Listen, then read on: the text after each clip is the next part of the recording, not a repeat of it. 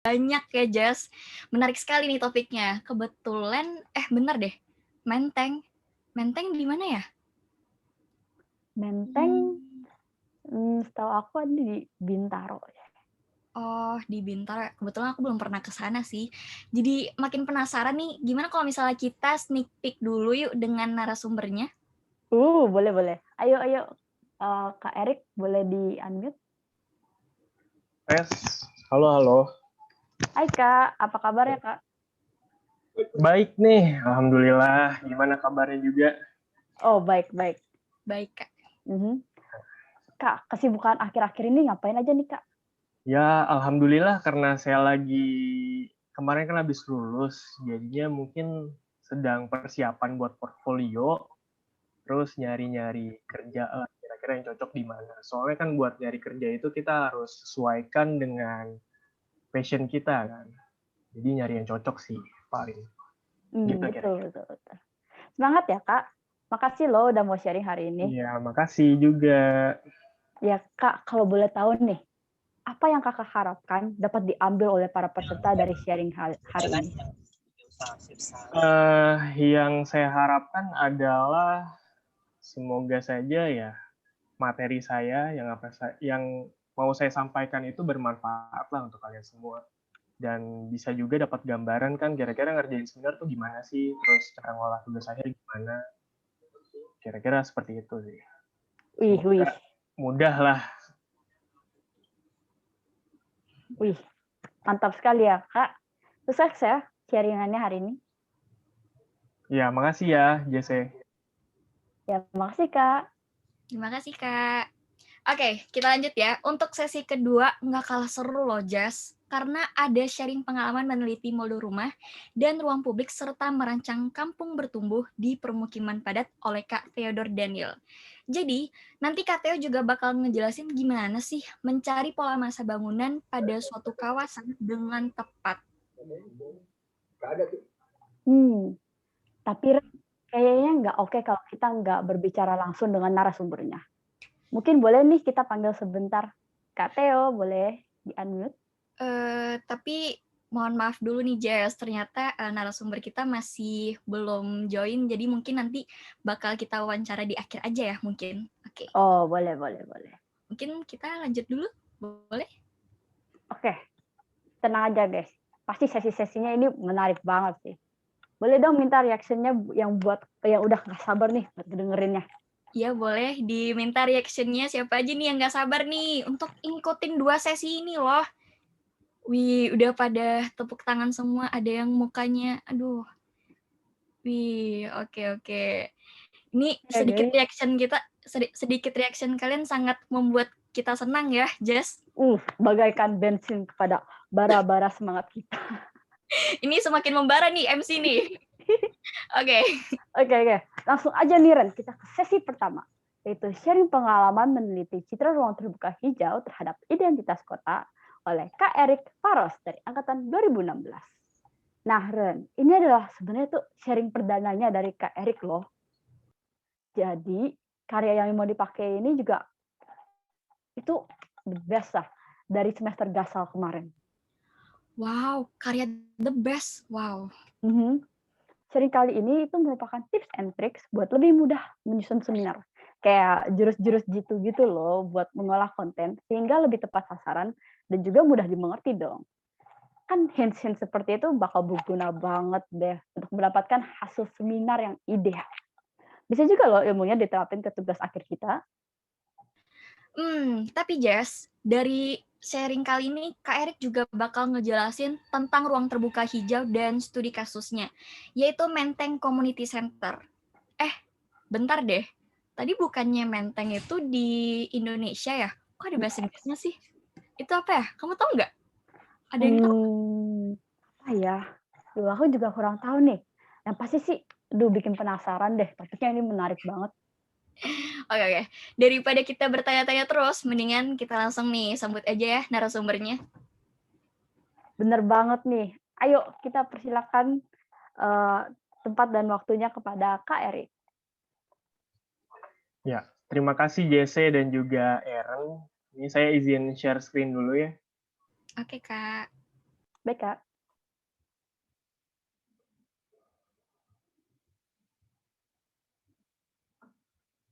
Ups.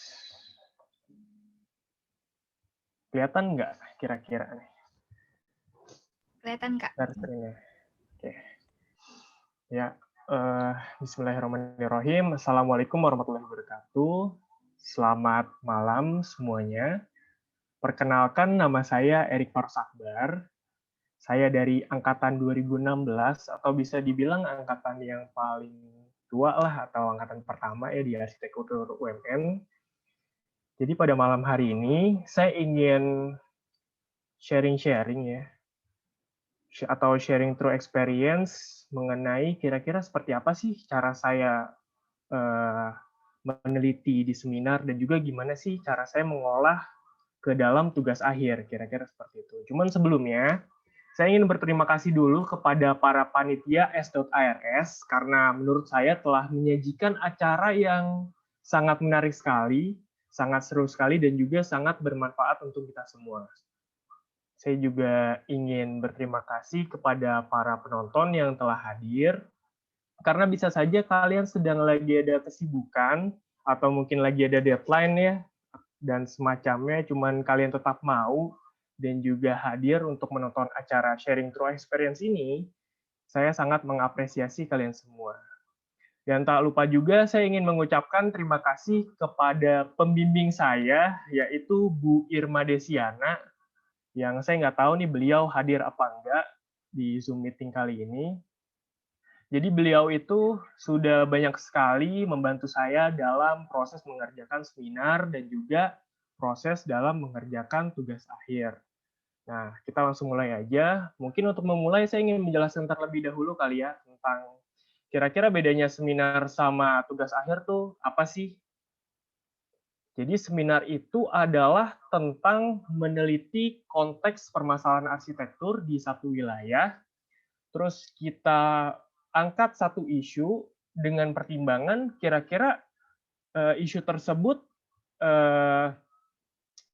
dampaknya itu seperti apa sih ke lingkungan sekitar, terus kira-kira isu tersebut se-urgent apa sih untuk kita angkat. Nah, kalau misalkan udah oke, kita olah nih datanya, kita jabarkan datanya, kemudian masuk ke dalam tugas akhir untuk dicari kira-kira solusi permasalahannya apa sih melalui ide perancangan dan juga desain bangunan arsitektur. Nah, biar lebih santai, saya ingin menceritakan sedikit dulu nih tentang apa ya, pengalaman saya, bagaimana cara saya mendapatkan topik seminar. Jadi dulu itu saya termasuk golongan mahasiswa yang santai lah ketika mengerjakan seminar, yang nggak terlalu serius-serius banget, ya kan, nggak terlalu ambisius. Bahkan waktu itu saya pernah kayak nggak peduli gitu mau dapat nilai berapa. Bahkan saking santainya, saya pertama kali ngambil topik seminar tuh simpel banget. Jadi waktu itu ada mata kuliah psikologi arsitektur, ya. Terus kebetulan tuh ngebahas tentang ruang publik, dan kebetulan juga saya dapat kontennya tuh Menteng Park. Cuman waktu itu masih ngebahasnya tentang daya tarik sosial. Karena menurut saya kontennya menarik, ya kan, ya udah saya iseng tuh. Saya coba propose jadi bahan seminar, ya kan, saya buat judulnya, latar belakangnya kayak gimana, terus saya kumpulin ke Bu Irma. Waktu itu kan sebelum pandemi, jadi saya ke ruangannya Bu Irma, terus saya taruh, "Nih Bu, saya udah selesai." Gitu. Terus kata Bu Irma, "Yaudah Erik, taruh aja." Ya udah saya tinggalkan tuh. Terus besoknya, ya alhamdulillah, saya mendapatkan banyak coretan kasih sayang dari beliau. Jadi topik saya tuh sebenarnya banyak yang salah karena belum nyambung. Terus kata beliau gini, "Erik, topiknya tuh belum nyambung. Kamu tuh harus cari topik yang nyambung lah," kata, "tugas akhir. Terus juga latar belakangnya belum ada penjelasan yang signifikan nih. Pertanyaan penelitian satu aja, Erik. Terus urgensi penelitiannya kayak gimana?" Dapat respon kayak gitu ya, saya pusing kan. Terus saya iya aja tuh, "Ya udah Bu, saya besok ganti deh." Terus besoknya saya buat topik lagi, saya propose, ternyata nggak di-approve lagi. Saya buat lagi, saya ganti lagi ya. Buat topik lagi, saya ganti lagi, sampai akhirnya tuh saya ngerasa kena mental gitu kan. Saya stres gitu kan, saya capek. mikirin kok seminar gini amat ya, susah banget buat nyari topik nih. Setelah itu karena capek, saya akhirnya merenung. Atau istilah kerennya kan berkontemplasi ya. Kira-kira gimana sih cara nyari topik seminar? Sampai akhirnya saya tuh mendapatkan ide, dan saya baru sadar bahwa salah satu cara untuk mendapatkan topik seminar adalah dengan melalui yang namanya keresahan. Cuman bener loh, keresahan itu membuat kita berpikir lebih dalam lagi dan membuat kita berpikir untuk lebih banyak mengambil perspektif. Saya kasih contoh. Jadi awalnya itu saya lagi site visit kan ke Menteng Park. Terus sampainya saya di sana, saya dihadapkan dengan sebuah keresahan yang kira-kira seperti inilah gambarnya. Pemandangannya seperti ini. Ini buat kalian yang belum tahu, ini adalah gambar jalur entrance menuju ke Menteng Park. Dari keresahan itu saya mau ngambil dari dua perspektif. Yang pertama itu dari perspektif pejalan kaki sama perspektif pengendara. Kan, kalau misalnya kita lihat di situ, jalur trotoar yang harusnya digunakan oleh pejalan kaki, kok malah ada ojol yang duduk di situ. Kan, terus juga sebelahnya abang-abang juga ikut-ikutan duduk. Terus di ujung malah ada abang jual kopi. Jalur trotoarnya malah nggak ada pejalan kaki gitu kan. Terus saya ambil lagi dari sisi lain, dari sisi pengendara. Lah, kok ini jalur kendaraan malah yang pakai jalur pejalan kaki? Kan kalau misalnya kita naik mobil jadinya panik ya, takut nabrak atau gimana gitu. Dan akhirnya saya mikir kan, Menteng Park itu kan taman yang bagus ya kan, rame gitu. Dilihat dari motornya tuh rame banget. Cuman kok areal sini begini, kira-kira persepsinya gimana sih? Nah, dari kata persepsinya itu, saya kembangin lagi jadi citra. Kira-kira citra Menteng Park tuh kayak gimana sih? Dengan tamannya yang sebagus itu, cuman arealnya begitu, berpengaruh nggak sih ke Bintaro? Nah, dari situlah saya dapet, dan menurut saya topiknya menarik, akhirnya saya susun lagi, terus saya propose lagi ke Bu Irma, dan alhamdulillah akhirnya beneran di approve. Jadilah judul saya Pengaruh Citra Ruang Publik Menteng Park terhadap Identitas Kawasan di Bintaro. Nah, udah jadi judulnya, lalu saya buat nih latar belakangnya. Karena kebetulan saya bukan orang Bintaro, jadi saya nggak mau sotoy. Akhirnya saya berguru ke Bu Freta. Karena beliau itu kan adalah orang Bintaro, dan kebetulan juga penguji saya, jadi saya takut kalau misalkan saya ngasal tentang latar belakang Bintaro, takutnya di-failin gitu kan sama Bu Freta. Jadi saya tanya aja. Dan akhirnya istilahnya apa ya, saya didogengin lah oleh beliau. Kira-kira Bintaro tuh gimana, seluk-beluknya, bebet bobotnya gimana. Dan saya akhirnya dapat kesimpulan bahwa oh, Bintaro Jaya ini memiliki identitas sebagai taman kota dulunya. Dan dulu tuh ada yang namanya Taman Bundaran Bintaro. Jadi Taman Bundaran Bintaro itu adalah ruang publik yang dimana sangat diterima oleh masyarakat, digemari juga sama masyarakat sekitar. Dan saya dapat kesimpulan bahwa, oh citranya positif. Nah, sekarang Bintaro itu berganti identitasnya menjadi The Professional City. Taman Bundaran Bintaro sekarang udah nggak ada, diganti jadi flyover, dan muncullah Menteng Park sebagai konsep dari e-community-nya The Professional City. Nah, dari situ saya cari, kira-kira citranya seperti apa sih? Nah, dari pertanyaan situ, saya dapat akhirnya pertanyaan penelitian, apa pengaruh citra ruang publik Menteng Park terhadap identitas kawasan Bintaro? Nah, udah dapat pertanyaan penelitian, saya buat rumusan masalahnya segala macam, dan next step-nya adalah saya buat batasan penelitiannya. Kira-kira kita mau nelitinya gimana sih? Saya mau nelitinya gimana sih? Saya ambil tuh, waktu itu saya ambil lingkup 200 meter dari Menteng Park. Kenapa harus 200 meter? Karena 200 meter itu adalah jarak standar kenyamanan orang-orang dalam berjalan kaki. Nah, udah dapet nih lingkup areanya yang mau saya bahas, saya ambil 3 poin. Kira-kira saya nanti mau neliti apa aja sih? Oh, yang pertama saya dapat nih, keterkaitan taman dengan lingkungan sekitar tuh gimana. Terus yang kedua, data kondisi fisik sama pola persebaran di Menteng Parknya tuh gimana. Dan yang terakhir adalah persepsi pengamat terhadap taman. Di sini saya udah dapat batasan penelitian, cuman saya kurang yang namanya parameter. Akhirnya saya cari teorinya. Kira-kira dari ketiga poin ini, saya pakai teori apa yang cocok? Keterkaitan taman dengan lingkungan sekitar, saya ngomongin makronya. Ya udah saya pakai teori Kevin Lynch, elemen citra. Parameternya apa? Ada ini, ada 5. Terus ngomongin data kondisi fisik sama pola persebaran kegiatan, saya ngomongin mikronya. Jadi saya pakai fungsi ruang publik. Parameternya seperti ini. Terus ngomongin persepsi pengamat terhadap taman, kita ngomongin konteksnya. Jadi saya ambil evaluasi masyarakat dengan parameter seperti ini. Nah, persiapan udah siap, tinggal cari olahan datanya seperti apa. Itu nanti ada di bab 3. Jadi olahan datanya itu untuk yang persepsi pengamat, yang poin 3, saya itu akan melakukan wawancara. Nah, wawancaranya itu seperti apa, teknisnya kayak gimana, nanti ditulis di bab 3.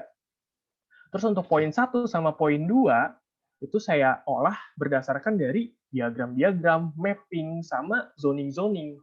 Nah, kalau misalkan semua perlengkapan udah siap, langsung mulai analisis nih.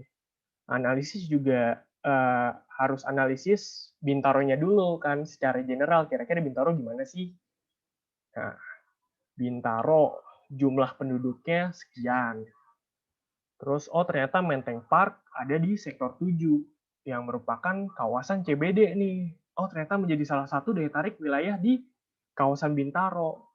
Terus saya dapat lagi, oh aksesnya strategis nih untuk menuju ke ruang publik Menteng Park.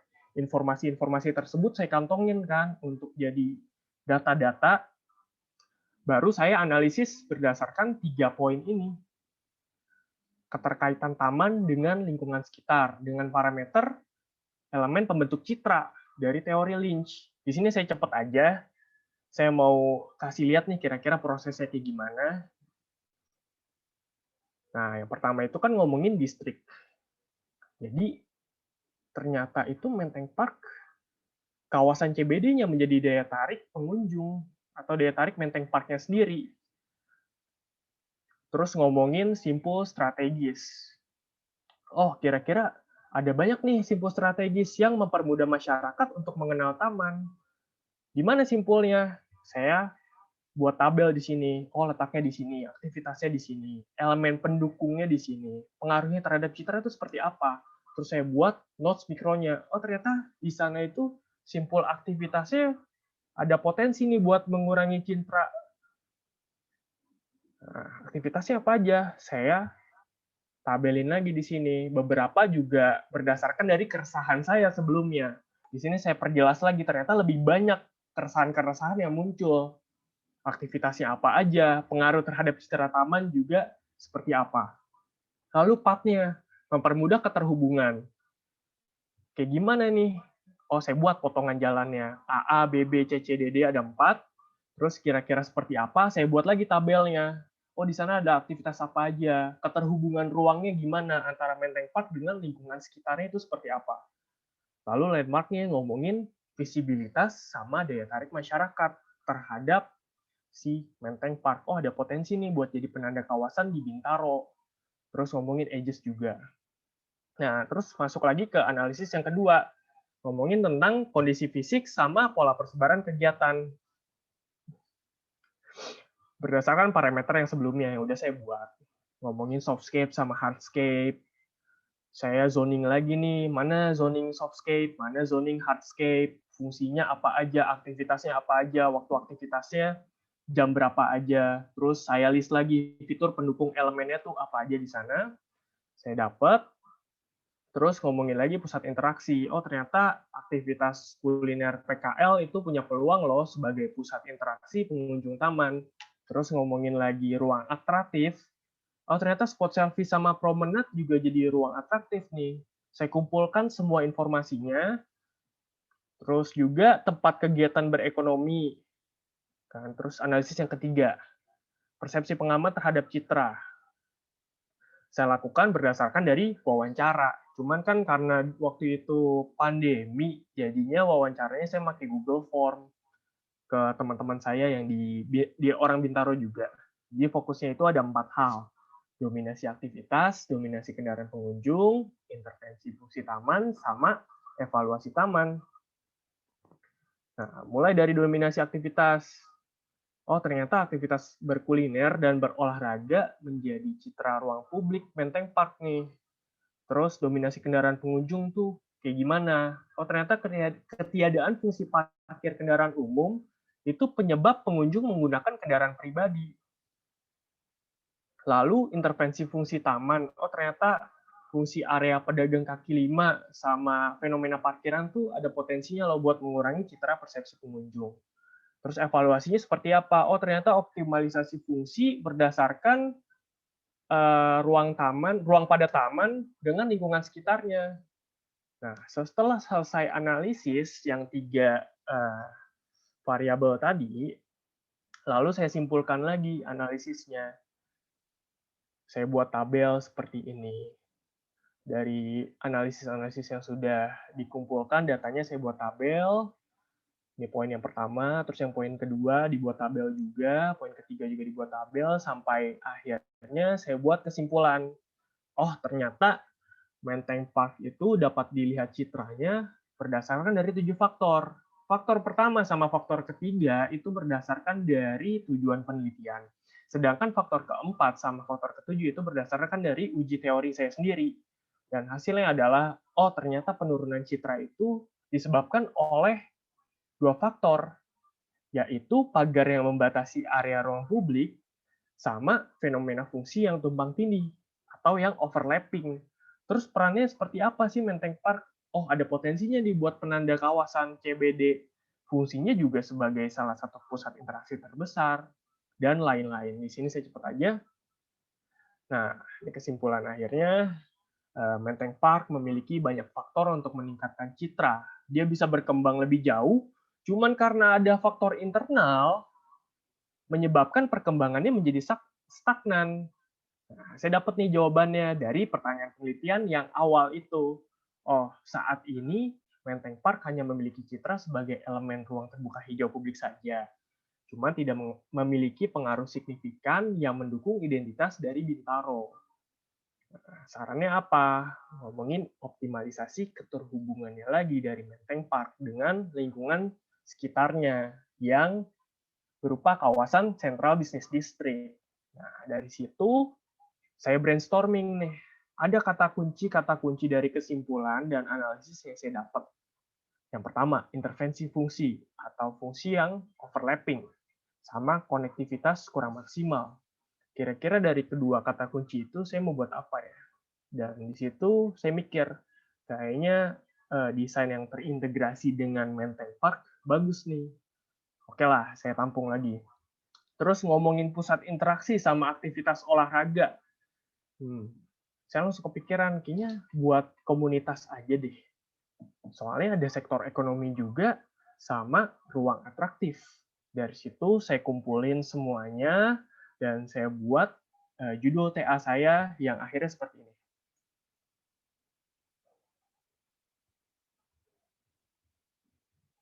Nah, tugas akhirnya saya yaitu perancangan Menteng Community Center sebagai pusat kegiatan komunitas berkelanjutan di Bintaro.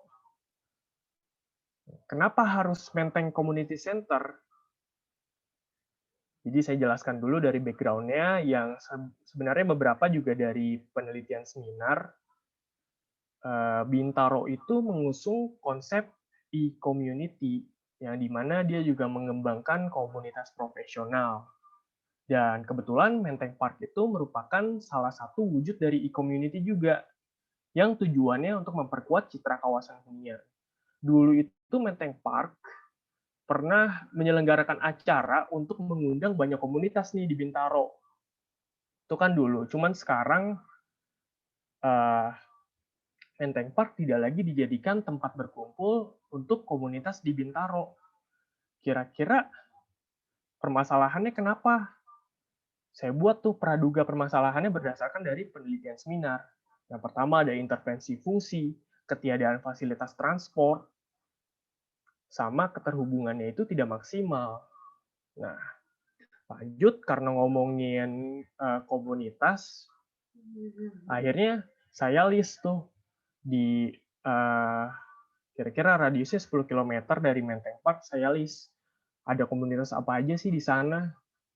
Dan akhirnya saya klasifikasikan ke dalam 3 jenis. Saya dapat art community, culinary community, sama sports community. Nah, terus saya jabarkan juga faktanya. Oh, ternyata di Bintaro itu dia tidak memiliki sarana yang dapat menampung dan juga menyatukan berbagai jenis komunitas. Sehingga ada komunitas, ada acara festival, itu tidak diketahui oleh banyak orang. Nah, itu dasar saya membuat Menteng Community Center. Terus saya list lagi art community, kira-kira lokasinya tuh di mana. Jarak dari site-nya itu berapa meter sih?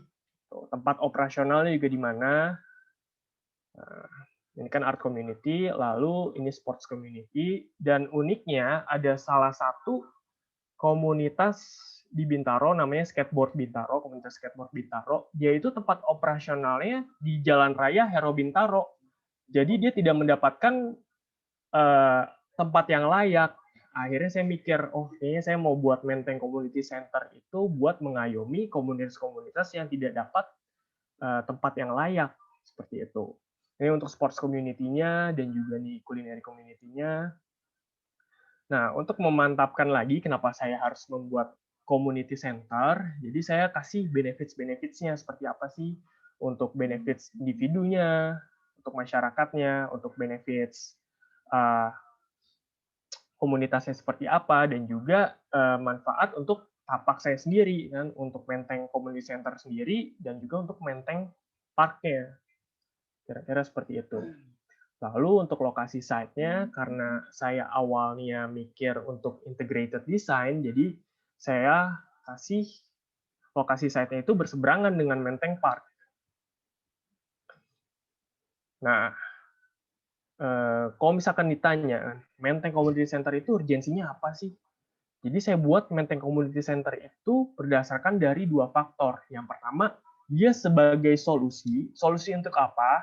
Dari permasalahan penelitian saya sebelumnya, dan saya buat Menteng Community Center itu sebagai potensi, karena saya melihat komunitas di Bintaro itu ada banyak, dan konsep dari Menteng Park-nya sendiri juga e-community, dan sama-sama tujuannya itu untuk menambah citra Menteng Park, sama memperkuat identitas dari Bintaro Jaya.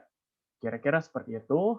Lalu saya buat gagasan perancangannya, community center itu untuk merangkul komunitas, memberi euforia baru, untuk menambah citra dari Menteng Park, terus kira-kira desainnya itu yang merepresentasikan Menteng Park, dan sebagai solusi dari penelitian juga. Nah, udah dapat gagasan perancangannya, kemudian saya melakukan studi presiden.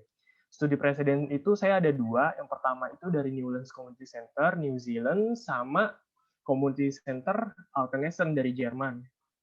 Nah, dari 2 studi presiden ini, saya buat nih lesson learn-nya. Oh, ternyata saya dapat 4 poin di sini. In and out, shape, material, sama pasar konsepnya. Nah, keempat poin ini itu saya tampung untuk dasar perancangan bangunan si Menteng Community Center ini. Jadi saya udah dapat banyak persiapan. Nah, setelah itu saya lakukan analisis site-nya, kira-kira kelemahannya apa sih, kelebihannya apa sih.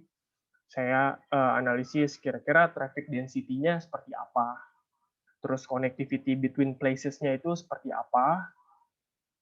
Lalu saya analisis aksesibilitasnya sama simpul-simpulnya itu ada apa aja. Beberapa saya ambil juga dari seminar.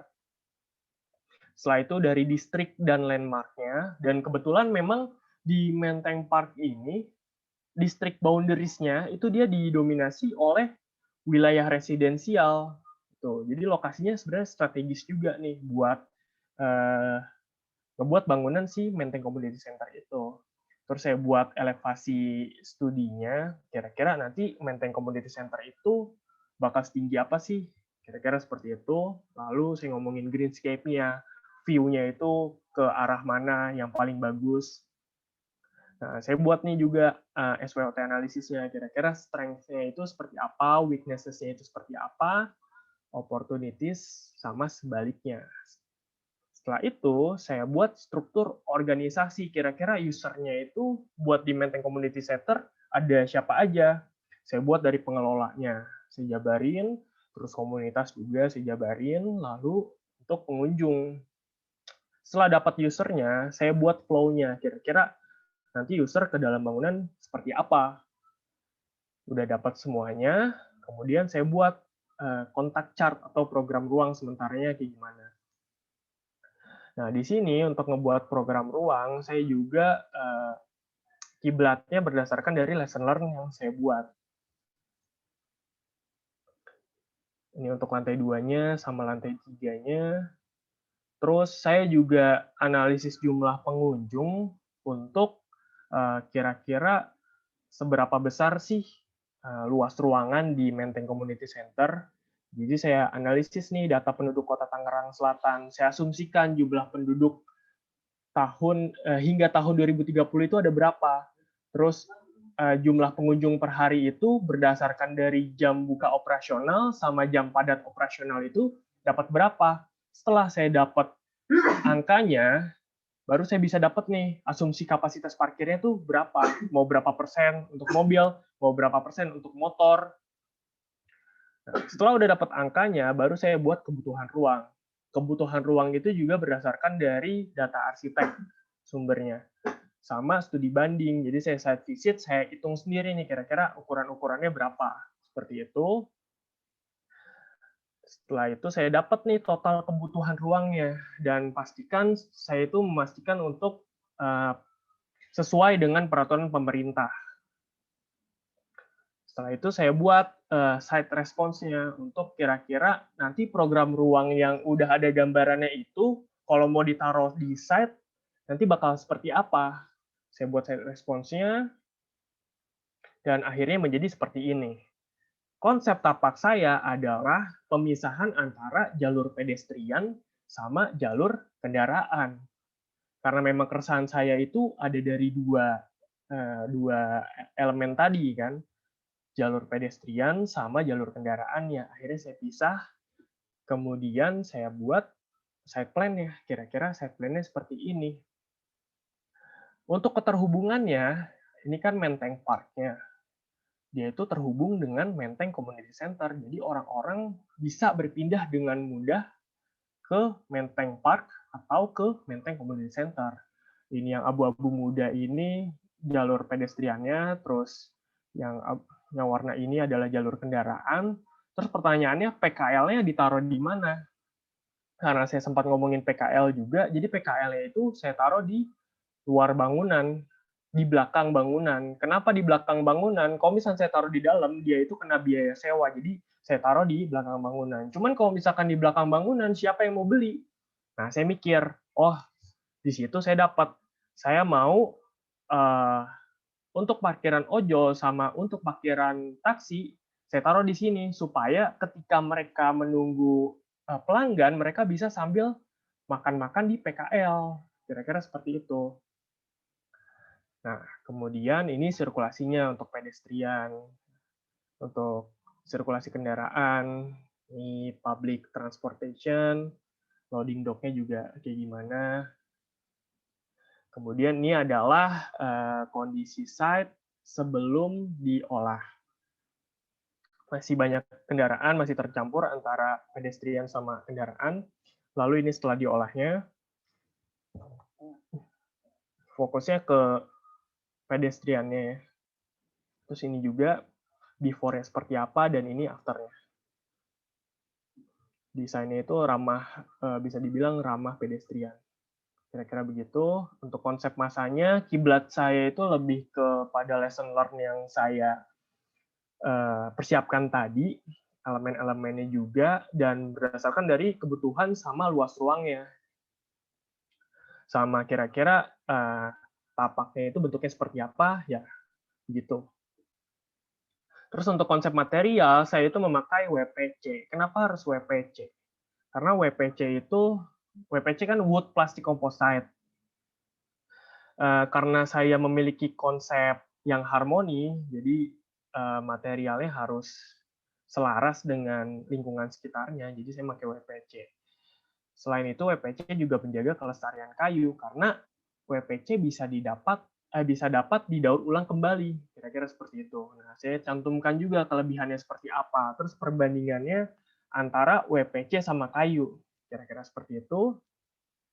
Lalu ini untuk zoningnya, ruang publiknya gimana, terus ruang servisnya gimana, saya kasih petunjuk-petunjuk juga kira-kira poin ini apa aja. Kemudian ini untuk lantai 2 sama lantai 3-nya. Kira-kira seperti itu. Nah, ini penggambaran kira-kira aktivitas di dalam bangunan itu ada apa aja sih? Seperti itu. Nah, setelah itu, ini exploded structure-nya kayak gimana, terus simulasi utilitasnya kayak air bersih, air kotor, air hujan, alur listrik, proteksi kebakaran, pembuangan sampah itu seperti apa simulasinya, terus sirkulasi vertikal sama penangkal petir juga seperti apa. Nah, ini adalah render 3D-nya dari perspektif bird eye Menteng Community Center. Jadi kira-kira bangunannya seperti ini. Kemudian ini tampak depannya. Dan ini adalah perspektif plazanya. Ini fasadnya. Ini garden cafe-nya. Seperti itu. Ini kolam refleksinya. Skate park-nya. Ini ilustrasi PKL-nya seperti apa. Ini foyer. Nah, setelah saya sudah membuat semuanya, udah saya desain, saya harus melakukan penekanan lagi. Kira-kira kaitan antara seminar sama tugas akhir tuh gimana sih? Oh, jadi hasil penelitian seminar saya tampung lagi. Di sini ada 4 poin. Kira-kira kondisi aktualnya di site seperti apa, dan solusi desainnya juga seperti apa. Misalkan contoh dari intervensi fungsi, ada pedagang kaki lima yang mengintervensi fungsi ruang parkir mobil Menteng Park. Terus solusi desainnya adalah menyediakan fasilitas khusus pedagang kaki lima yang layak dan juga menyatu dengan site. Kira-kira seperti itu. Kemudian ada potensinya juga sama penerapannya.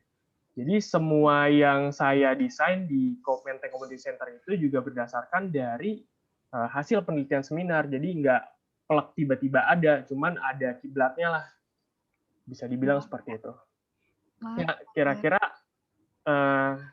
seperti itu saja presentasi saya. Terima kasih.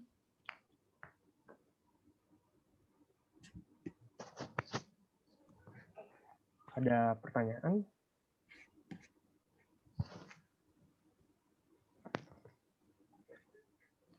Terima kasih Kak untuk sharing pengalamannya. Tadi keren banget sih Kak sharing-sharingnya. Aku dapat kayak banyak banget inspirasi-inspirasi gitu juga.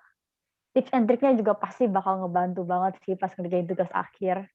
Nah, pastinya teman-teman di sini juga mau menggali lebih dalam nih. Dan udah siapin banyak pertanyaan pada sesi kali ini. Ya enggak, Ren? Ya dong, jelas banget. Ini kelihatan ya, kayaknya tuh mereka pada apa sih? Pada penasaran gitu loh. Coba lihat mukanya dulu deh. Waduh, dari mukanya aja udah kelihatan banget dia memendam perasaan ingin bertanya gitu. Oke, kalau gitu kita bakal buka sesi Q&A kepada teman-teman yang ingin bertanya, dipersilahkan. Buat teman-teman yang bertanya, kalian boleh lewat kolom chat. Kalau malu-malu atau jika ingin menyuarakan pertanyaannya boleh banget ya. Raise hand terlebih dahulu, nanti bakal kita panggil satu-satu. Oke, ini udah ada yang nanya nih guys. Wih, cepat sekali. Udah ada yang nanya, Jas. Oke.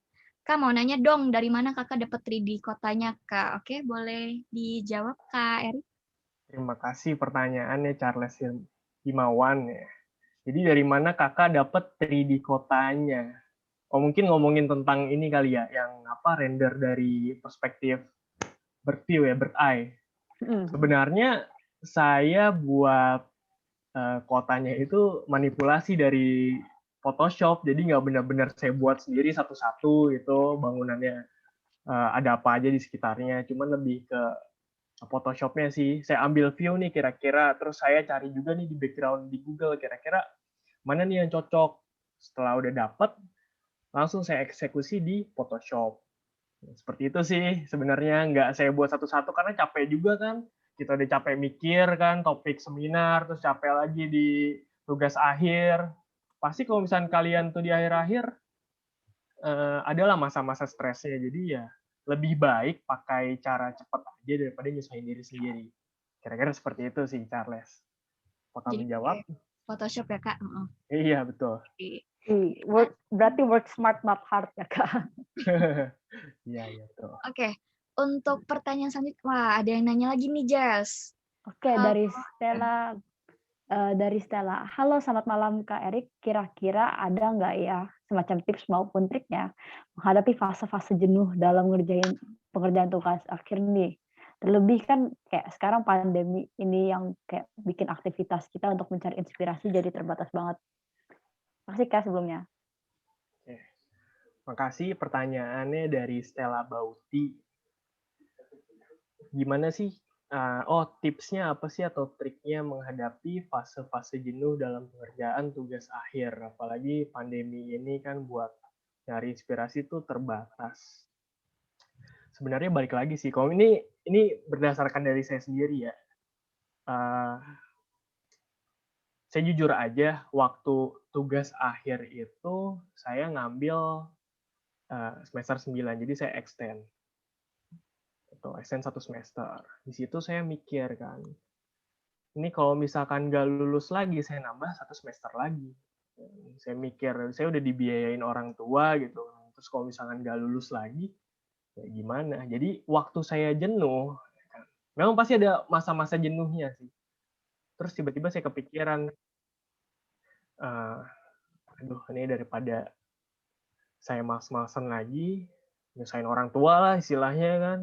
Udah mana tiap hari juga dikasih uang jajan segala macem, udah banyak lah orang tua yang ngasih ke kita. Masa iya sih kita nggak bisa maksimalin buat ngerjain tugas kita, apalagi ini kan tugas akhir yang menjadi penentuan kita lulus atau enggak. Terus mungkin selain itu, apalagi ya, saya lebih banyak ini sih, mungkin kalau misalkan kalian lagi ngerjain tugas akhir, cari deh satu temen atau beberapa temen yang bisa ngerjain dengan kalian gitu, yang senada, sefrekuensi. Jadi lebih asik tuh pas ngobrol, aduh gue bosen nih gini. Ya udah, dibecandain deh tuh, ya kan. Akhirnya kayak jadi mood booster lah, kira-kira seperti itu.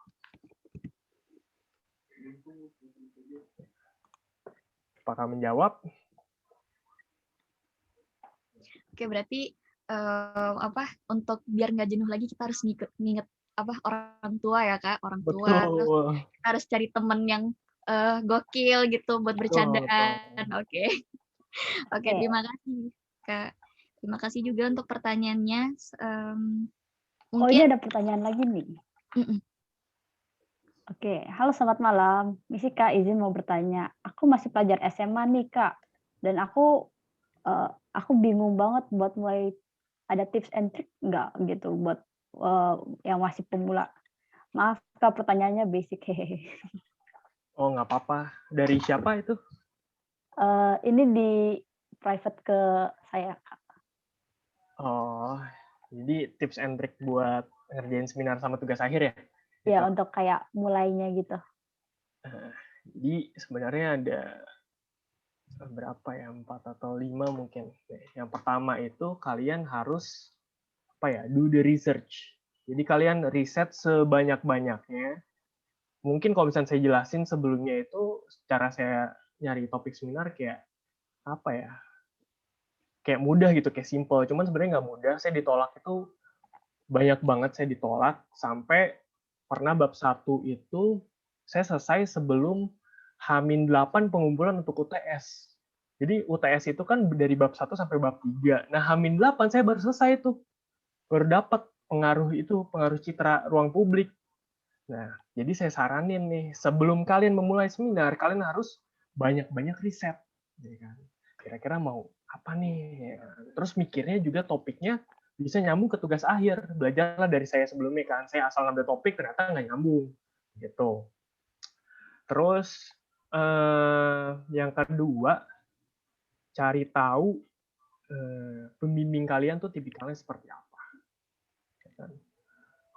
Kayak misalkan saya itu ruang publik kan sama Bu Irma. Nah, kalau misalkan topiknya tentang tekbang ya, teknologi bangunan itu kan bukan sama Bu Irma. Kalian cari nih bukan tipikal sih apa ya. Pembimbing kalian tuh orangnya kayak gimana, dia suka sama pekerjaan yang kayak gimana gitu. Jadi kita udah ngeliat karakteristiknya, kita bisa ngikutin nih. Kita ngebuat konten yang yang pembimbing kita suka. Kira-kira seperti itu. Terus yang ketiga adalah kalau bisa itu double the progress ya. Jadi kalau misalkan di minggu pertama kita diminta ini, kalau bisa nih ya, mungkin saya dulu nggak begitu, cuman kalau bisa kalian kasih progres yang lebih. Karena kalau misalkan kalian kasih progres yang lebih, pasti dosen kayak, widih nih anak nih niat banget gitu kan. Pasti seneng dong ya. Nah, setelah itu ya mungkin double the progress juga susah sebenarnya. Cuman kalau bisa ya, pastikan sesuai deadline. Kalau misalnya nggak bisa, ya nggak apa-apa. Ikutin aja.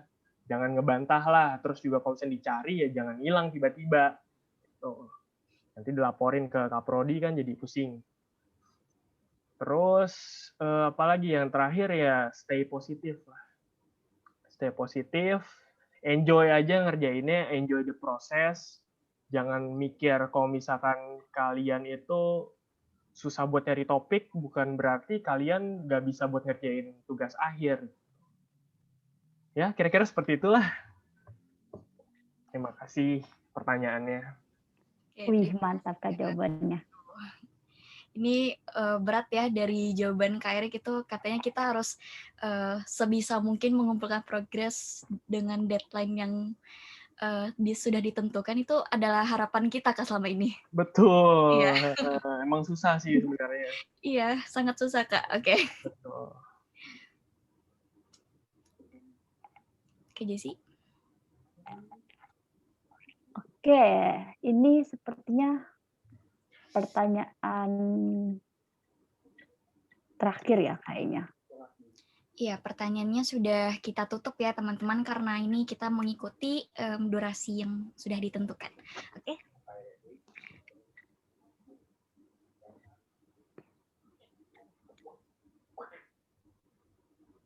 Terima kasih kepada Kak Erik yang sudah sharing tadi dan terima kasih juga untuk kepada teman-teman yang sudah bertanya. Ini pertanyaannya semuanya sangat menarik dan jawabannya sangat informatif ya. Dan menurut aku ini tuh berguna banget. Fix ini bisa jadi bekal buat kalian untuk kedepannya biar kalian nggak kagok-kagok dulu kalau misalnya mau mulai penelitian, terus analisis site, dan akhirnya kalian harus membuat seminar gitu. Terima kasih ya kepada Kak Erik dan kepada teman-teman semuanya. Oke, boleh ya Kak, boleh dikasih dulu reaction-nya untuk untuk reaction-nya. Siapa yang merasa itu tadi ngebantu banget Udah banyak nih reaction-nya, Jess. Waduh. Ada yang tepuk tangan, ada yang ngasih love, ada yang ngasih jempol. Oke. Aduh, udah jam 8 nih, Jess. Aduh. Serius? Udah jam 8? Iya, ya. jam 8. Perasaan sesinya baru dimulai gitu. Tadi seru banget soalnya. Nggak kerasa banget ya, ternyata kita udah jam 8 nih. Nah, di jam 8 ada apa, Jess? Jam 8 berarti kita ada break dulu sih. Biar kita menajamkan lagi pikiran kita. Oke. Nah, teman-teman, bagi kalian yang mau minum, ke toilet, atau meregangkan badan, boleh banget ya. Waktunya cuma 5 menit, dan itu udah waktu yang paling banyak sih. Dan juga jangan lupa buat balik lagi ya. Soalnya kita bakal ada sesi sharing selanjutnya yang gak kalah seru. Oke, selamat beristirahat semuanya. Ingat ya teman-teman, cuma 5 menit. Nah, kita udah masuk ke sesi kedua nih, Ren. Kira-kira kita ada apa lagi ya di sesi ini? Oke, Jessy. Kali ini kita masuk ke sesi 2, yaitu sharing tentang pengalaman meneliti modul rumah dan ruang publik, serta merancang kampung bertumbuh di permukiman padat oleh Kak Theodor Daniel dari Angkatan 2016. Jess, kamu kan Angkatan 2020. Pernah dengar kan tentang Kak Theo? Aku dengar Kak Theo ini pernah menjabat jadi ketua Himars ya. Berapa kali ya? kalau nggak salah 2 kali. Iya, bener banget. Jadi Kak Theo ini merupakan pernah menjadi ketua Himars sebanyak 2 periode. Nah, dan juga ternyata karya yang akan dipresentasiin ini nanti merupakan karya representasi Kak Theo dari semester genap kemarin, yang which is itu good ya. Ini tuh keren loh karya-karya dari Kak Theo ini. Jadi aku makin penasaran nih. Aku juga. Iya. Jadi untuk sesi kali ini topiknya itu berhubungan juga sama tugas akhir dan seminar. Kita bakal dikasih tips and trick dan tools apa aja yang bakal digunakan dalam merancang sebuah modular nih teman-teman. Interesting. Duh, bikin penasaran aja nih intronya, nggak usah lama-lama dah. Langsung aja kita persilakan kepada Kak Theo. Oke, udah kelihatan ya mukanya. Ini lagi share screen dulu ya. Oke, udah share screen belum ya? Udah, Kak. Udah, Kak. Udah ya. Oke, kita mulai ya. Jadi selamat malam buat teman-teman semua. Saya lihat juga lagi ada Bu Irma juga. Selamat malam Bu Irma. Mungkin di sini bakal lebih ke sharing ya. Sharing tentang meneliti dan sampai merancang nih tentang kampung bertumbuh di pemukiman padat. Nah, metodenya itu dengan modul rumah gitu, dan juga ruang publiknya berlapis. Jadi kayak banyak terms di sini ya, kayak misalkan bertumbuh, terus kemudian modul rumah, terus ruang publik berlapis gitu. Jadi a lot going on gitu di sini. Jadi sebelumnya thank you dulu buat Himars dan FSD yang udah ngundang saya di sini. Semoga sharing ini bisa berguna ya buat teman-teman semua. Nanti mungkin sedikit berbeda dengan Erik tadi. Erik mantep banget presentasinya, dari semua teknis, dari ceritanya disambungin kemana itu dengan udah jelas banget gitu. Nah mungkin di sini saya bakal melengkapi sedikit lebih ke arah tips dan triknya gitu. Bagaimana sih kita ngolah pemikirannya gitu. Apa aja sih stepnya yang harus kita jalani gitu. Nah, pertama mungkin saya jelasin dulu tentang diri saya sendiri gitu. Saya di RC UMN tahun 2016 masuknya, lulus tahun 2020. Nah, kebetulan menjadi angkatan pertama juga, it's been an honor juga jadi angkatan pertama. Kebetulan saya sekarang bekerja di PT Group Orbit Giri Indonesia, kayak fashion gitu, jadi konten kreator foto video, tapi juga punya usaha sampingan yang namanya Atelier 10 gitu, bersama dengan teman-teman anak 16 juga. Timnya biasanya berempat gitu. Singkat aja. Jadi topik hari ini tuh tentang seminar tugas akhir dan tips and triknya gitu. Tips and triknya juga saya bakal ngasih informasi tentang tools yang kira-kira dipakai yang bakal berguna banget untuk kita nanti ngolah data, terus misalkan menerima data, terus juga misalkan untuk organizer-nya kan itu juga kadang-kadang agak overlook ya, atau misalkan agak terlupakan gitu. Bagaimana kita mengorganize waktu, bagaimana kita mengorganize data dan lain-lain gitu. Jadi di sebelah kanan ini bisa kelihatan sedikit preview tentang tugas akhir saya, itu permukiman tumbuh yang letaknya di Kalianyar, letaknya di Jakarta Barat. Kalianyar itu sebenarnya daerah pemukiman terpadat se-Asia Tenggara deh kalau nggak salah. Jadi benar-benar padat banget. Kayak misalkan 1 meter persegi itu bisa 4 orang yang tinggal, dan satu rumah yang cuma kecil banget itu bisa 8 sampai 10 orang yang tinggal, dan benar-benar kumuh banget daerahnya di sana. Nah, di seminar saya lebih ngebahas tentang pola cara bermukim dan adaptasi warganya terhadap transformasi bentuk dan fungsi pada unit dan blok masa bangunan. Jadi mungkin bacanya ini masih pelan-pelan nih, soalnya banyak banget termsnya di sini.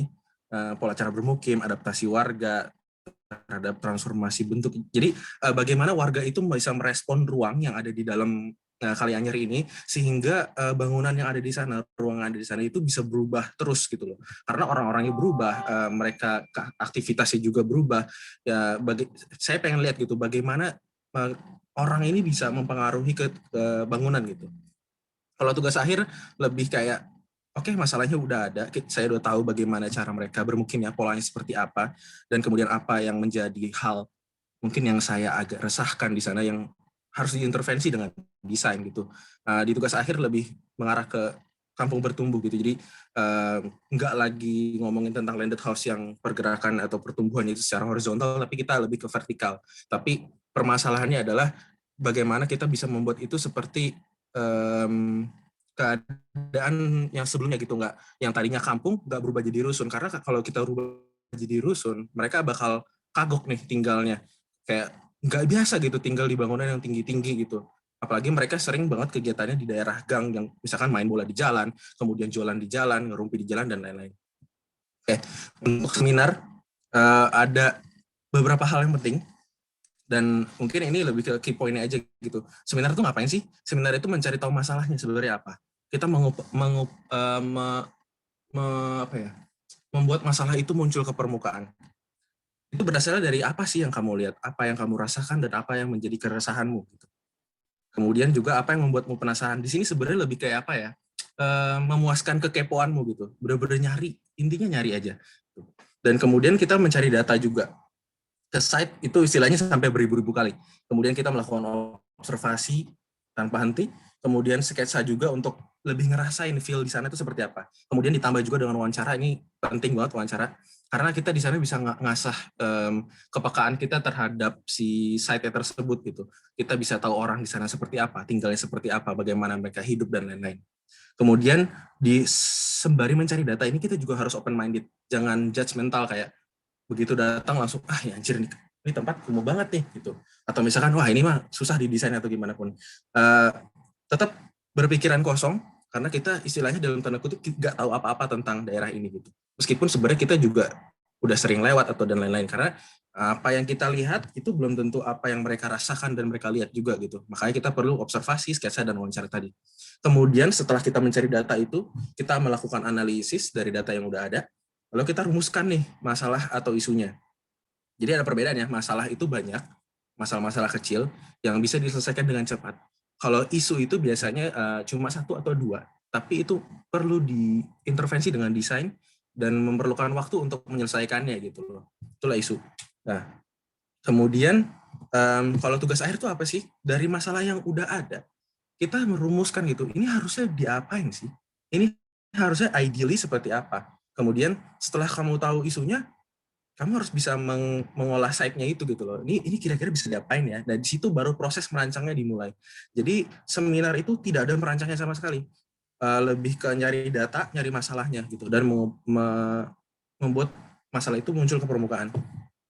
Kemudian melakukan juga SWOT, tadi udah dijelasin sama Eric juga, strength, weakness, opportunity, dan threat. Lebih melihat lebih lanjut lagi gitu. Ini site kayak gimana sih dan harus diapain. Dan kemudian hal yang paling penting juga, ini ada namanya metode ya. Bagaimana kamu merancangnya, kamu masukin approach dari mana gitu. Ada mungkin cara perancangannya ada yang metafor, kemudian ada juga yang pragmatis gitu. Itu nanti bakal kalian pelajarin along the way, sembari kalian juga belajar deh dari semester 1, 2, 3, dan seterusnya gitu. Nah, nanti dari semua yang sudah kalian pelajarin dari semester 1 sampai semester berapa tuh? Semester 6 itu akan menjadi bekal kalian melakukan 2 tugas besar ini, seminar dan tugas akhir. Kebetulan kalau di UMN, seminar dan tugas akhirnya itu kalau bisa itu sangkut pautkan nih topiknya, karena akan mempermudah kalian. Jadi kalau misalkan tugas akhirnya sama dengan seminar, nyerempet-nyerempet, kalian nggak harus cari data lagi nih pas di tugas akhirnya gitu.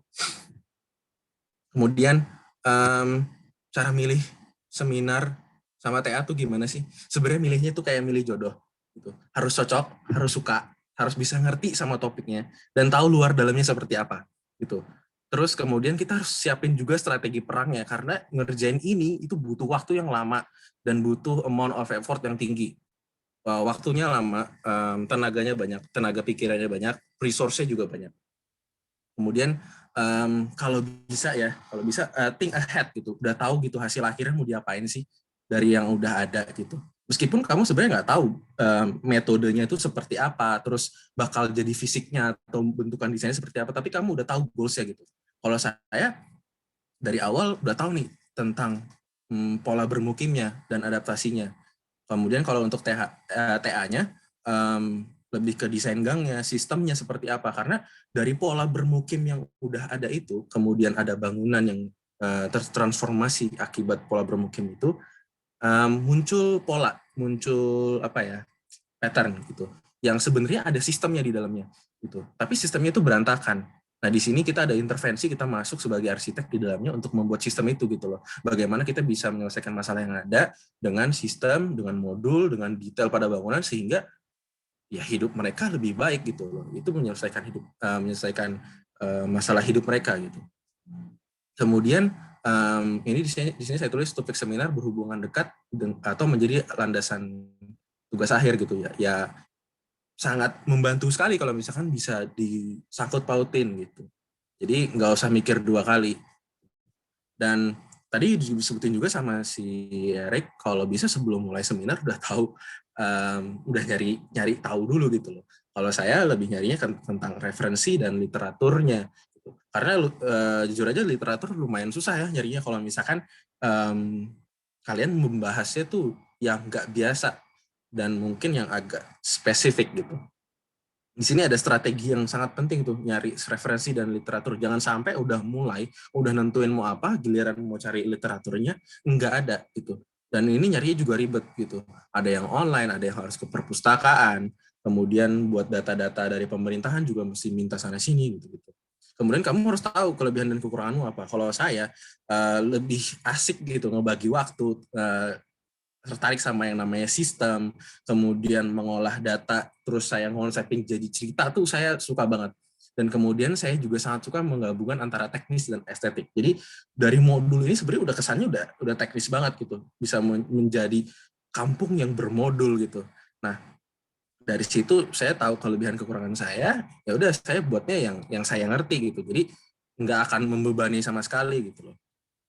Kemudian ini ada quote dari Charles Eames, recognizing the need is the primary condition for design. Jadi kamu harus tahu betul gitu, needs-nya, nih tempat, nih site-nya apa gitu. Nah kamu tahu needs-nya ini dari seminar, kemudian baru kamu masukin ke dalam tugas akhir menjadi desain. Oke. Di sini sebenarnya ada QR code yang bakal kelempar ke presentasi saya, cuma saya tunjukin aja sekalian di sini. Sorry, ini tugas akhir. Ini seminar ya. Saya cepat aja karena waktunya juga terbatas. Ini juga bukan kupas tuntas tentang seminar dan TA-nya, cuma biar cepat aja. Kalau saya ngambil metode penelitian di seminar itu korelasional. Saya pengen tahu hubungan antar variabel itu seperti apa. Apa yang menyebabkan hal ini bisa menjadi seperti ini gitu. Jadi kayak semua dari seminar dan TA itu benar-benar harus 5W 1H. Itu pertanyaan wajib, kudu, musti yang harus terjawab 5W 1H. Kemudian di sini bisa kelihatan kondisi awalnya itu kayak apa. Kondisi awal itu bener-bener gangnya sempit banget, cahaya juga nggak masuk, lembab. Kemudian ada yang jemur pakaian di atas, jadi kalau kamu lewat itu pasti ketetesan sama jemurannya mereka gitu. Kemudian ada juga yang mandiin anaknya di jalan. Kemudian ada yang masak-masak di jalan. Sampai kita yang dulu ngerjain, yang research dulu, ngeliat ada orang yang bikin gorengan pakai plastik juga kelihatan pakai mata sendiri gitu. Ini benar-benar udah kelihatan banget mereka itu kayak apa hidupnya. Dan mereka di sini hidupnya benar-benar harian banget, day to day. Tuh. Mereka jualan, misalkan di sini juga ada konveksi ya. Ada yang jualan, ada yang konveksi dan lain-lain. Itu mereka cash flow hariannya ya udah itu aja gitu. Nggak mungkin nabung juga gitu. Dan mereka ya hidup di sini seadanya dengan lahan yang ada, uang yang ada. Tapi keluarganya bertambah terus karena mereka kebetulan di sini banyak banget yang dari luar daerah gitu. Banyak keluarga yang datang nyari kerja dan lain-lain. Tuh. Ya kondisi gini, ada yang jual ada yang naruh kandang burung, ada yang jemuran dan lain-lain. Ini juga yang kondisi di bawah nih, yang ada anak kecil ini. Ini tadinya kali, cuman mereka tutup biar bisa jadi jalan. Jadi ya improve aja lah tinggal di sana gitu. Di sini ada data-data. Nih data-data ini juga hal yang penting. Kalian harus tahu juga, harus cari juga karena ya arsitek berbicara dengan data analisis gambar. Nggak bisa based on judgment atau penilaian pribadi, nggak bisa. Di sini lebih kayak nunjukin di sana ada berapa orang, terus pergerakan pertumbuhan penduduknya seperti apa gitu. Jadi sebelumnya saya temuin bahwa si Kalianyar tuh jadi magnet buat apa sih? Magnet buat orang sebenarnya. Orang bakal datang ke sana, bakal tinggal di sana, bikin bangunan di sana, kerja di sana dan lain-lain. Kemudian kapasitasnya tuh ternyata lebih kecil daripada kebutuhannya. Kebutuhannya gede banget. Sampai ada bangunan ini yang nyebrang begini. Ini kayak benar-benar aneh banget gitu. Dan penduduk harus beradaptasi di sana. Ini saya cepet aja. Di sini saya melakukan penelitian juga subjeknya siapa aja sih dan ngapain aja. Kemudian cycle mereka dari tahun ke tahun itu kayak gimana, yang berpengaruh terhadap mereka bermukim, kemudian berpengaruh terhadap jumlah mereka gitu-gitu. Kemudian transformasi apa sih yang terjadi di sana gitu. Transformasi itu ada modul blok atau unit bangunan, kemudian ada fungsinya juga berubah, kemudian gangnya juga berubah gitu. Dan pelakunya itu ya warga itu sendiri yang ubah. Jadi nggak ada intervensi dari pemerintah sama sekali. Ini yang saya lakukan. Jadi ada apa sih jenis penelitiannya, mengumpulkan datanya, analisis datanya, dan lain-lain. Jadi ini banyak banget gambar, diagram, kayak apa sih kondisi di sana. Saya nelitinya cuma cukup 2 gangnya aja. Jadi kelihatan transformasinya dari dikit, makin banyak lagi. Dari 9, 13, 12 rumah. Ini ada yang berkurang ya. Mungkin digabung, dijadiin konveksi atau jadi pabrik gitu. Kondisi-kondisinya, ini transformasinya gitu. Nambah fungsinya nih, nambah warnanya, nambah fungsi. Ada yang jadi tempat usaha, ada yang jadi PAUD gitu. Jadi ya berubah terus gitu. Di sini melakukan analisis juga kayak bagaimana sih tampaknya di sono. Nah, kebetulan di sini saya dapat privilege bisa membantu dosen pembimbing saya, Bu Irma, untuk melakukan penelitiannya. Jadi sebenarnya saya agak nge-cheat gitu, udah dapat datanya duluan. Cuma saya waktu itu ngerjain di daerah lain, Jembatan Besi. Nah, ini Kalianyar gitu. Jadi saling tukar data lah sama yang rekan yang lain, juga ada yang neliti ini juga gitu. Terus ini juga perbedaan warna, perbedaan fungsi ya. Ini adaptasi yang mereka lakukan, gangnya cuma 1,5 sampai 2 meter, kemudian juga tampaknya juga berubah. Ini ada yang dari biasa aja yang jadi terus dibikin sama dia jadi permanen atau semi permanen gitu, dari yang tadinya non permanen gitu. Jadi banyak banget data yang bisa diambil dan dianalisis di sini. Jadi sebenarnya kalau disimpulkan tadi itu ya ini, bermukim di gang-gang tersebut ini, mereka memanfaatkan ruang yang ada buat nongkrong dan lain-lain gitu. Jadi kalau saya highlight merah di sini berarti tandanya ya mereka tinggalnya itu sebenarnya di ground level.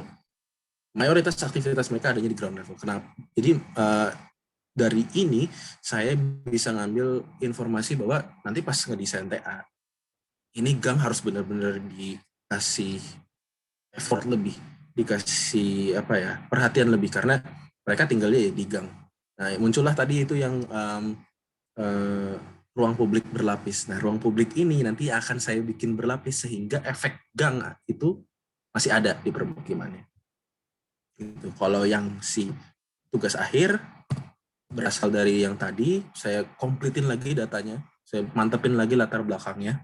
Di sini bilangnya menjadi puncaknya penduduk Jakarta 2040, jadi ya di daerah Kalianyar itu udah nggak mungkin lagi orang bakal tinggal di sana. Dan saya bikin proyeksinya juga, kira-kira bakal berapa sih orangnya di sana. Cepet aja, saya melakukan analisis banyak banget, akses kayak gimana, landmarknya apa aja, dan di sini jangan sampai di overlook atau jangan sampai dilupakan. Analisis ini bukan cuma hal yang kamu harus selesaikan, tapi analisis ini akan menjadi model kamu nanti waktu ngedesain. Ini saya banyak banget dah grafiknya. Jadi kalau kita mahasiswa arsitektur, ya ngomongnya pakai data yang sudah dianalisis, kemudian dijadiin diagram gitu. Dengan begini, kita nanti juga ngejelasin ke orang lain, ke dosen, ke rekan, atau kalian kayak misalnya cara kayak gini juga lebih cepat gitu, karena ya gambarnya lebih mudah dicerna gitu informasinya. Ini banyak banget ya. Nanti bakal dipelajarin juga nih along the way dari semester 1 sampai semester 6 gitu. Gimana sih caranya melakukan ini semua gitu. Ada yang image identity-nya, activitiesnya gitu. Dan ini juga nanti disangkut pautkan dengan literatur kalian gitu. Bagaimana sih ngambil datanya, pakai metode apa, dan lain-lain. Cuma saya nggak terlalu detail di sini nanti. Soalnya setiap case nanti bakal berbeda. Nanti kalian ngerjain juga bakal berbeda. Ini ada microclimate, itu bakal ngaruh banget nanti sama bukaannya kayak gimana dan lain-lain. Karena building type ada yang permanen, semi permanen, non-permanen. Ini yang tadi ya, jadi bekal untuk jadi tugas akhirnya. Jadi bakal jadi tugas akhirnya. Terus dari sono baru dirumusin sebenarnya masalahnya apa sih, apa yang harus kita lakukan dan harusnya seperti apa di sana. Tadi yang 5W1H itu ya harusnya kualitas lingkungan bangunnya tuh harusnya jadi prioritas gitu kalau misalkan ditanya harusnya kayak gimana. Kemudian juga warganya juga sangat bebas melakukan perubahan, ini jangan sampai dihilangin gitu. Tapi nanti harus kita buatin sistemnya bagaimana mereka bisa ngatur ini dengan baik gitu, dengan sistem yang ada gitu. Mereka tetap bebas, cuma ada restriksinya, ada sistemnya. Kemudian diperlukan juga rancangan supaya kualitas lingkungan bangunnya juga bagus gitu kan, dari penelitiannya tadi. Ini isunya gitu. Kayak sebenarnya di sana ada kekhasan sosial ekonominya yang tadi di gang itu, tapi nggak punya lingkungan bangun yang bagus gitu, karena ada terjadi si adaptasi tadi gitu. Dan sebenarnya kalau ditanya harusnya kayak gimana, ya harusnya kawasan ini bisa jadi kawasan yang berkualitas dan ideal, yang bisa majuin aspek sosial dan ekonomi juga. Dan kemudian kekuatannya itu jangan, atau daya tarik itu jangan sampai hilang gitu, yang gangnya tadi. Nah, di sini muncul ide kayaknya harus dibikin permukiman bertumbuh. Permukiman bertumbuh itu ya karena menjawab tadi itu yang kapasitas tidak berbanding lurus dengan kebutuhannya gitu, harus kita akomodir gitu, dan proyeksinya itu sampai tahun 2030 bisa. Dan di sini kayak ide-ide kecil gitu loh, kayak ruang private dan publiknya juga harus lebih jelas, kemudian masa bangunan harus lebih teratur, kemudian harus ngurangin penumpukan fungsi ruangan yang misalkan gang harusnya jangan dijadiin tempat buat bermain anak main bola, karena itu lewat lalu lalang motor juga misalkan. Kemudian zoningnya juga harus diperbaiki, kemudian yang tadi kekuatan sosial dan ekonomi juga harus diakomodasi dan lain-lain. Bisa dibaca sendiri lah. Kemudian ada fitur atau intervensi desain berupa layar permukiman, sirkulasi yang terintegrasi, yang tadi gang itu, kemudian ada sektor ruang kawasan yang lebih jelas. Ini tujuan dari perancangannya seperti apa? Buat meningkatin kualitas lingkungan bangun, image-nya seperti apa, kemudian jadi contoh untuk kampung kota lain, kemudian membuat kawasan yang harmonis juga. Ini checklist program ruang pasti harus ada. Ini sesuai dengan kebutuhan aja. Di sana yang paling menarik adalah si gang tadi, kemudian ada fasilitas umum juga, dan ada rumah usaha. Jadi rumah di sana tuh nggak cuma rumah doang kayak cluster, jadi bisa jadi tempat usaha juga. Ini fiturnya. Kemudian tadi ya berkutat sama gang gitu. Nah ini juga ada keywordsnya modular. Modular tuh sistemnya ini modular gitu. Jadi kayak mereka bisa menambahkan ruangan, bisa menambahkan bangunan, tetapi dengan modul yang sudah ada, udah prefab gitu. Jadi nggak bisa semena-mena nambah kamar gitu, nggak bisa. Jadi harus benar-benar ini ada modulnya, kamar berapa kali berapa, spesifikasi kayak apa, nanti tinggal kita tambahin. Approach-nya ini sebenarnya dari atas ke bawah. Dari atas ke bawah itu maksudnya dari pemerintahan ke warganya gitu. Kenapa harus begini? Karena ya basically warga di sana akan melakukan sebebas-bebasnya, sementara kalau pemerintah kan pasti ada normanya, ada aturannya, ada sistemnya. Permukiman juga sebenarnya diatur gitu, ada norma-normanya, kayak zoning juga diatur, kayak daerah ini buat permukiman, daerah ini buat apa dan lain-lain. Kemudian tadi social dan society-nya harus diakomodir dengan cara ya tadi ruang publik berlapis, kemudian vertikal komposisinya seperti apa sih, karena kan yang sekarang cuma datar doang gitu, cuma satu lantai doang, meskipun ada bangunan yang 3-4 lantai, cuma harus kita akomodir lagi nih, jangan sampai ya yang lain nggak kebagian gitu, dan hidup secara vertikal nampaknya menjadi menjadi solusi yang tepat untuk sekarang. Karena nggak mungkin lagi kita horizontal lagi gitu. Kemudian metodenya ada yang seperti Tetris atau Lego, jadi susun-susun gitu lah. Ya, ini sekilas saja. Ini saya bikin programnya, organisasi chart-nya, harus bikin fasilitas umum, perumahan gitu, dan lain-lain. Nanti saya bakal tunjukin ini pakai apa ya. Jadi ada circulation-nya, yang keluarga sederhana tuh kayak apa sih isinya, keluarga inti itu kayak apa. Jadi di breakdown semuanya sampai yang tinggal di sananya kayak apa, mereka ngapain aja, melakukan kegiatan di ruangan apa aja, korelasinya kemana aja, itu makanya diagramnya itu ruwet banget.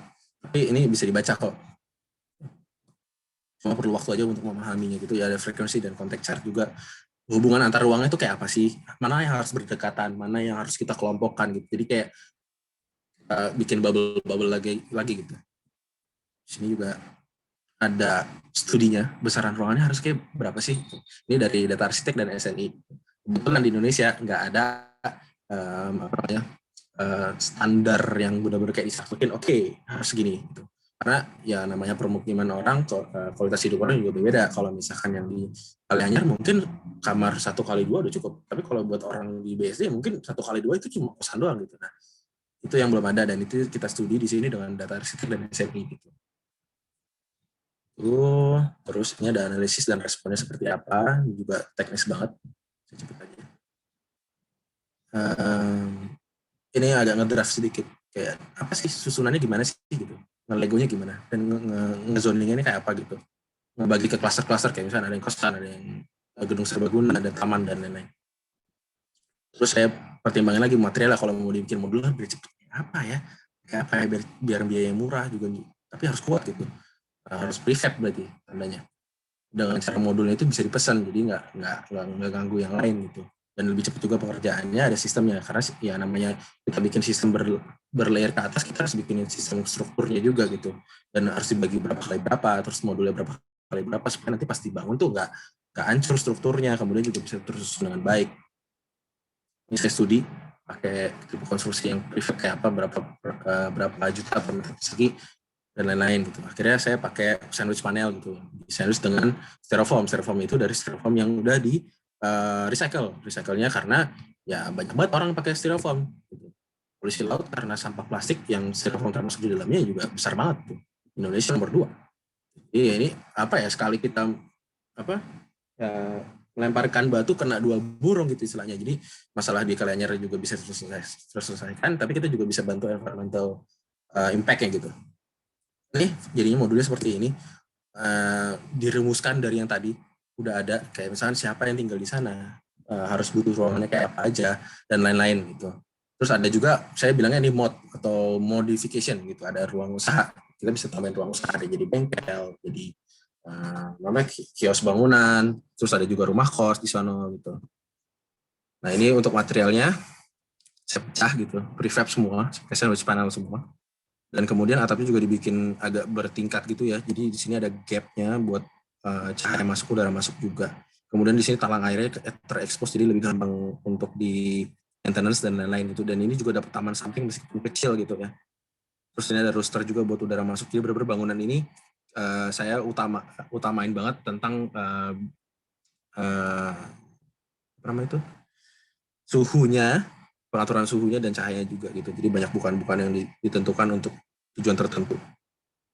Kemudian pengembangan modulnya kayak gini, nggak bisa cuma datar doang, tapi kita harus susun ke atas. Tapi biar mengakomodir kegiatan yang ada di gang itu, kita harus bikin kampungnya bertumbuh gitu. Ini skala kotanya. Jadi istilahnya kita kayak bikin kota di atas kota, di atas kota, di atas kota. Ini ngatur bangunannya berasal dari gangnya. Jadi terinspirasi dari gangnya. Gangnya itu kan memang akan membagi pola bangunan. Si bangunan itu akan nempel sama gang gitu. Itu saya pakai prinsip itu. Kemudian dibagi lagi gang-gangnya terkoneksi satu sama lain. Bagaimana cara ke atasnya? Cara ke atas itu pakai rem, nggak pakai tangga. Kenapa? Karena banyak anak kecil, ada juga beberapa yang lansia, kemudian ada juga yang harus mereka bawa gerobak untuk konveksinya dan lain-lain. Jadi tangga itu ada cuma buat darurat, tapi buat utamanya itu pakai rem. Dan kemudian kita saya nggak pakai lift karena operasionalnya mahal. Siapa yang mau bayar di sana? Gitu. Jadi benar-benar pakai rem semua. Ini ya benar-benar berkutat sama bentang. Ini modul-modulnya. Ini fungsi bangunannya, ini diagramnya. Jadi masuk cahaya kayak gimana, terus mereka bisa melakukan aktivitas di mana aja. Ada yang naik kursi roda, ada yang jualan, ada yang main, dan lain-lain. Ini yang tadi saya bilang airflow-nya, cross ventilation, jadi udara yang masuk ke bagian tengah, kemudian udara yang masuk ke sini, lempar ke atas, buang keluar, ada ventilasinya. Ini cross ventilation nanti kalian juga bakal belajar sih. Gitu, ini ventilasinya, ini kampung bertumbuh jadinya.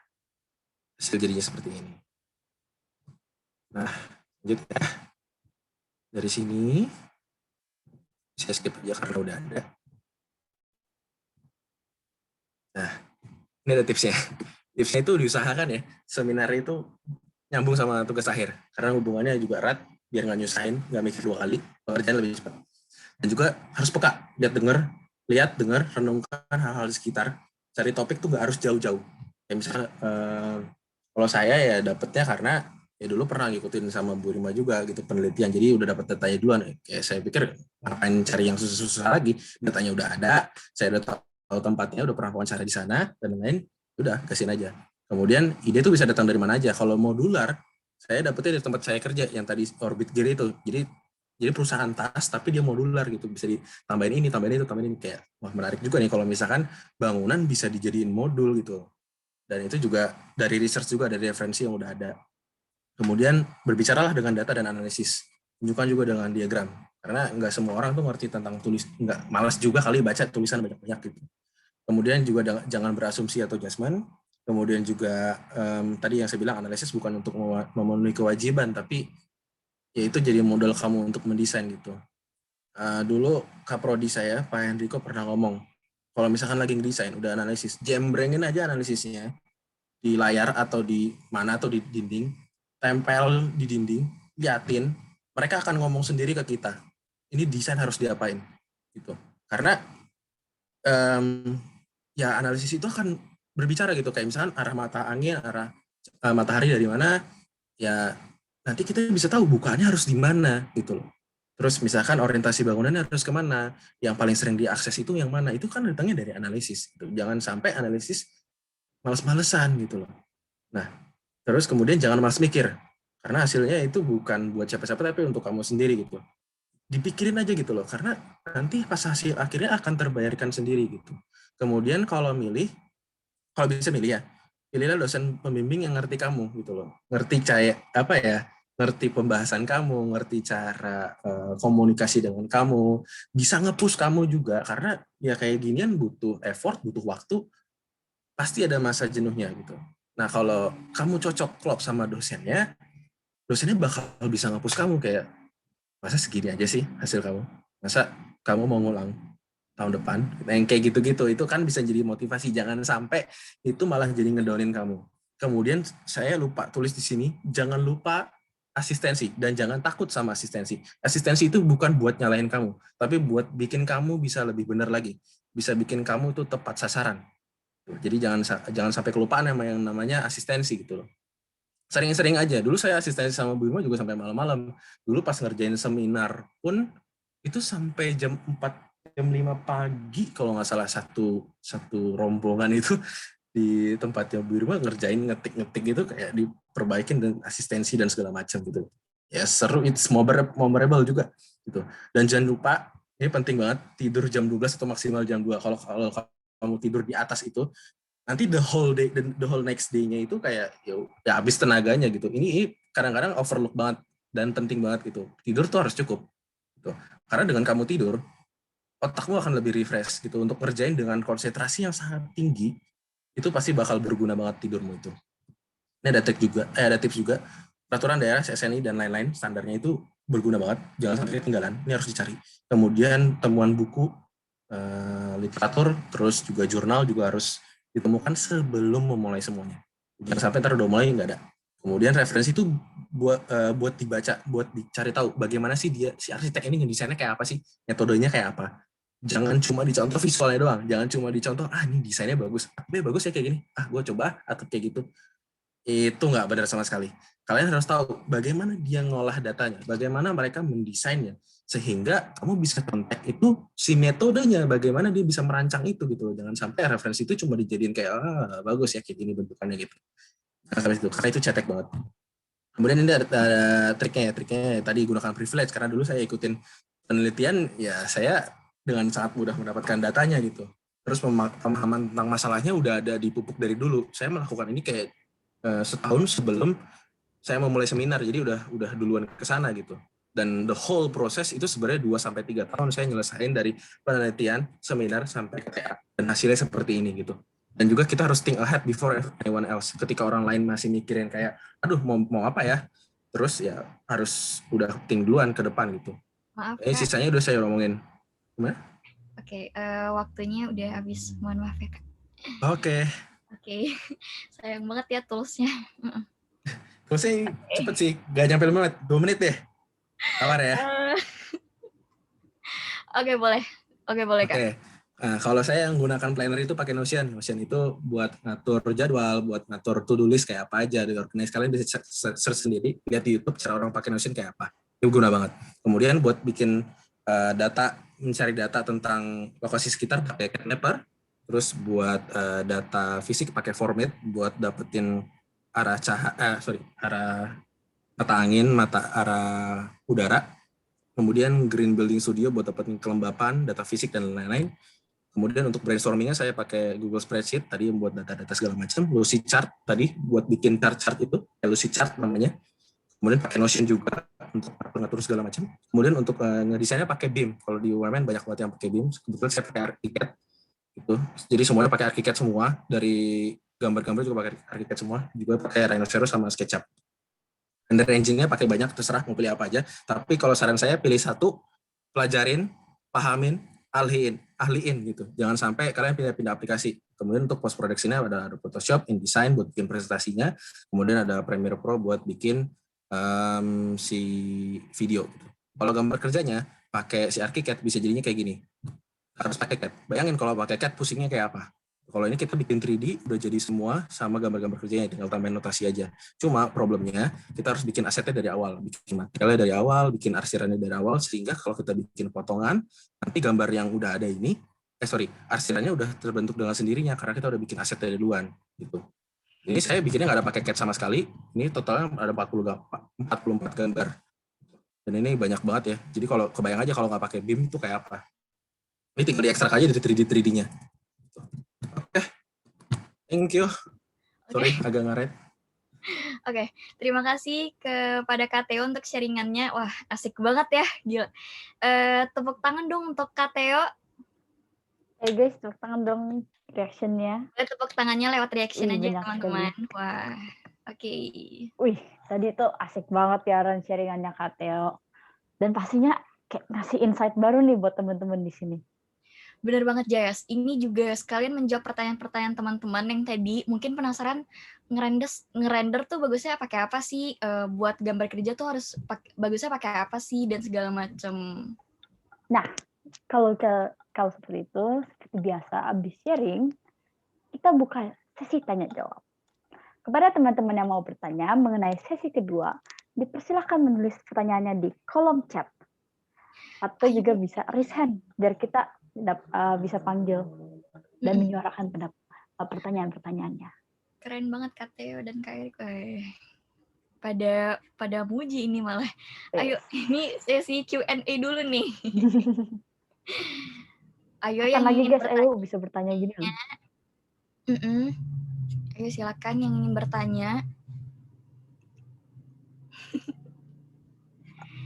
Yang ingin bertanya jangan malu-malu ya. Ini kalian bisa chat lewat kolom chat aja loh.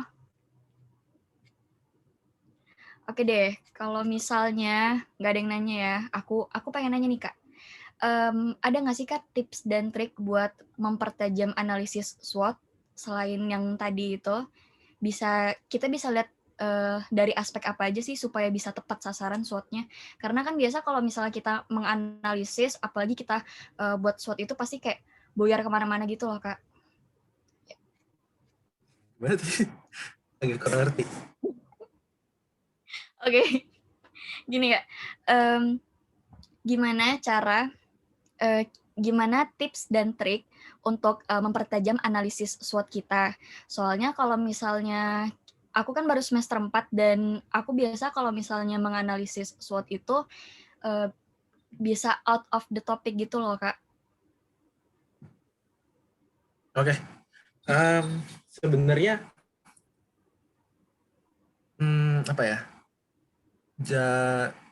Dari topik yang ada, dari latar belakang yang ada, itu harusnya udah fix dulu. Dan itu harus istilahnya apa ya? Kalau secara tanda kutipnya tuh kayak tiap hari itu diulang-ulang gitu di kepala gitu. Karena seperti halnya tentang benang merah itu jangan sampai kelewatan.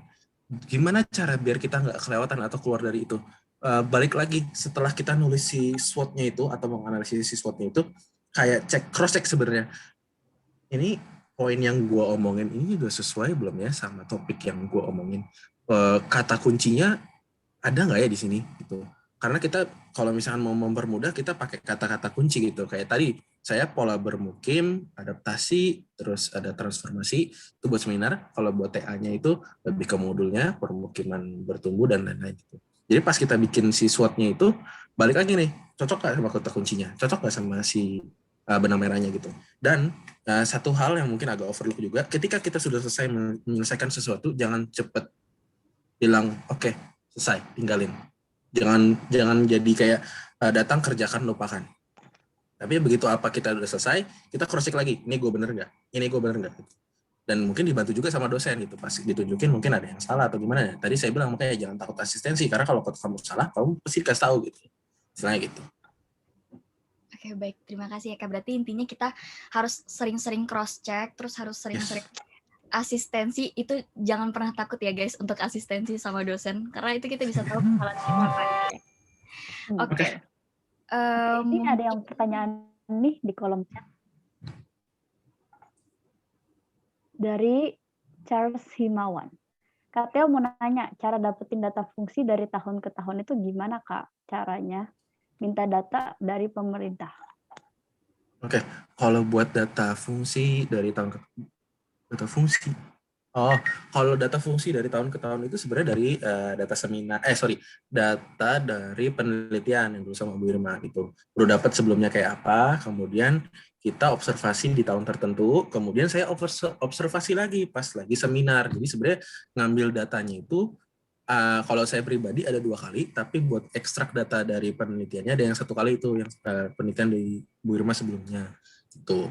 Jadi ada 3 data diekstrak dari yang datang sendiri dan kemudian ada yang ngambil dari penelitian sebelumnya. Tapi misalkan butuh data yang lebih spesifik lagi, itu nanti bisa datang ke daerah, pemerintah daerah yang ada di sana gitu. Nanti akan ngebantu kalian, mungkin perlu surat dari kampus ya buat pengantar, nanti bakal dikasih itu data-datanya. Gitu. Mantap. Sangat menjawab sekali ya. Oke, terima kasih ya pertanyaannya. Kita buka lagi pertanyaan. Ini ada yang bertanya Kak dari Devina. Kak mau nanya dong, tadi Kakak bilang direnungin, diliatin, terus tuh Kak biar dapat konsep bangunannya, gimana tuh Kak caranya? Itu maksudnya. Oke. Agak tricky ya. Dari data yang udah ada, kita sebenarnya harus ngolah dulu, dianalisis dulu, baru direnungin gitu. Jadi cuma bukan datanya yang direnungin, tapi analisisnya yang direnungin. Karena di situ bakal kayak apa ya? Kayak seorang chef akan memasak ketika ingredients-nya sudah siap dan tools-nya sudah siap. Itu yang kamu harus siapin dulu. Gitu. Analisis data yang udah ada, kemudian kita renungin gitu. Dari data-data yang udah ada itu dia akan berbicara sendiri gitu loh, kayak contoh konkretnya gimana ya? Contoh konkretnya misalkan bangunan itu menghadap ke barat banyaknya. Itu hasil analisisnya. Cara kita mendesainnya, responnya apa? Ya kita tambahin secondary facade misalkan. Itu. Ya itu apa ya? Dari analisis itu udah bicara gitu, kayak lu harus giniin loh gitu. Itu contoh konkret yang simpelnya sih. Nah, kalian harus cobain sendiri nih biar apa ya? Biar kerasa juga gitu. Tadi intinya kalau misalkan kayak chef harus ada ingredients-nya dulu gitu. Kalau konsep kita harus ngurusin konsep kayak apa? Cari referensi. Referensinya banyak di mana aja, tapi jangan sampai kebanyakan. Pilih 1 atau 2 jadi referensi utama. Misalkan referensi pertama itu mungkin lebih ke bentuk bangunannya, referensi kedua itu lebih ke metode merancangnya seperti apa. Tuh. Dan itu tadi saya bilang harus dibaca ya, karena biar tahu dulu gimana sih masalahnya dan cara menyelesaikan masalahnya itu seperti apa sih gitu. Itu yang jadi inspirasi untuk konsepnya. Kalau tadi saya konsepnya juga yang dari tempat kerja saya juga itu modulnya gitu. Jadi inspirasi konsep itu datang dari mana aja, tinggal kamu rumusinnya itu seperti apa. Dan itu nanti kalau kamu bingung, kamu bisa tanya ke dosen juga. Ini saya bingung cara ngerumusinnya gimana gitu. Sih. Oke, baik. Terima kasih Kak atas jawabannya. Duh, jadi makin insecure nih. Gak apa-apa. Dari Proses Murikat. kok. PowerPoint tadi, presentasi tadi itu makin insecure saya ini. Tapi nggak apa-apa, ini menjadi panutan ya. Oke. Mungkin ada yang ingin bertanya lagi. Ini adalah pertanyaan terakhir. Ada yang ingin bertanya? Karena ini kesempatannya langka banget ya, bisa nanya langsung loh sama narasumbernya. Itu Charles nanya lagi tuh, keterkaitan antara data. Waduh, semangat banget ya. Oke. Oh iya Kak, bagaimana cara melihat keterkaitan data yang kita dapatkan? Karena biasanya pas saya dapat data dari survei, saya tidak dapat melihat keterkaitannya Kak. Oke, silakan dijawab Kak Theo. Keterkaitan data itu berarti sebenarnya ada unsur kita mikir dan ngerumusinnya gitu loh. Dari data-data yang udah ada, mungkin lebih gini, kita bikin prosesnya jauh lebih gampang. Ada data, ada analisis, dan ada respon gitu. Jadi nanti misalkan data atau analisis yang berhubungan dengan SunPath dan data fisik akan menjadi respon terhadap fungsi termal bangunan, atau misalkan bagaimana kita bisa ngerancang bukan-bukan di dalamnya gitu. Jadi kita sistemnya aksi reaksi aja gitu dari analisis yang ada, dijadiin responnya seperti apa. Kemudian kalau misalnya ngomongin antar data atau antar analisis yang ada, sebenarnya nggak harus dibikin tiap data atau analisis itu berkesinambungan gitu. Cuma lebih bagaimana metodenya sih. Saya nggak bisa jawab dengan specifically harus kayak gimana, karena tiap case juga pasti berbeda gitu. Dari data-data yang kita dapatkan juga pasti nanti beda. Kayak misalkan yang satu ngebahas tentang area publik di Tangerang misalkan, kalau saya misalkan dari perkampungan padat gitu kan, datanya yang didapatkan juga beda, belum tentu berkaitan satu sama lain datanya gitu. Jadi case by case sebenarnya itu. Oke, baik. Terima kasih jawabannya dari Kak Theo, dan terima kasih untuk Charles pertanyaannya. Oke, terima kasih banyak kepada Kak Erik dan Kak Theodor atas sharingannya, serta kepada teman-teman yang sudah bertanya. Wih, mantap-mantap. Reaksinya dong, guys. Boleh diminta reaksinya, teman-teman semua.